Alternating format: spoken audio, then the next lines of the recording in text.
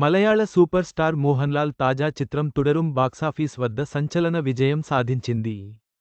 కేరళలో రూ.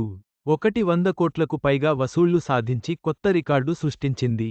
ఈ విజయాన్ని మోహన్ లాల్ స్వయంగా ట్విట్టర్ ద్వారా ప్రకటించారు. మలయాళ స్టార్ హీరో మోహన్ లాల్ వరుస సినిమాల్లో నటిస్తూ దూసుకుపోతున్నారు. బ్యాక్ టు బ్యాక్ హిట్స్ సాధిస్తూ కుర్ర హీరోలకు గట్టి పోటీనిస్తున్నారు. ఇక ఇటీవల మోహన్ లాల్ L2 ఎంపురాన్ సినిమాతో బ్లాక్బస్టర్ హిట్ అందుకున్నారు.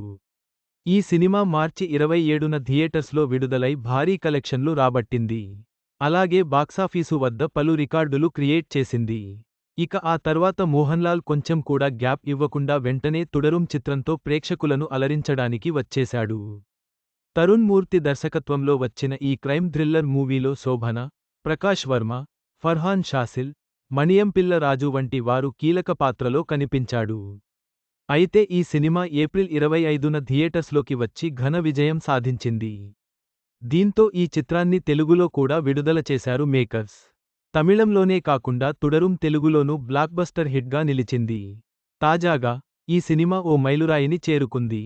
ఈ విషయాన్ని తెలుపుతూ మోహన్ లాల్ ట్వీట్ చేశారు. కేవలం కేరళ బాక్సాఫీసు వద్ద రూ. 100 కోట్లు వసూలు చేసిన తొలి మలయాళ సినిమాగా తుడరుం సరికొత్త రికార్డును సొంతం చేసుకుంది. దీంతో మోహన్ లాల్ పోస్టర్ను షేర్ చేస్తూ మనమంతా కలిసి ఈ మైలురాయిని చేరుకున్నాం అని రాసుకొచ్చారు. ప్రస్తుతం ఇందుకు సంబంధించిన పోస్ట్ నెట్టింట చక్కర్లు కొడుతోంది. మొత్తం మీద తుడరుం సినిమా మోహన్ లాల్ కెరీర్లో మరో మైలురాయిగా నిలిచింది. కేరళ బాక్సాఫీస్ వద్ద సాధించిన విజయం అభినందనీయం.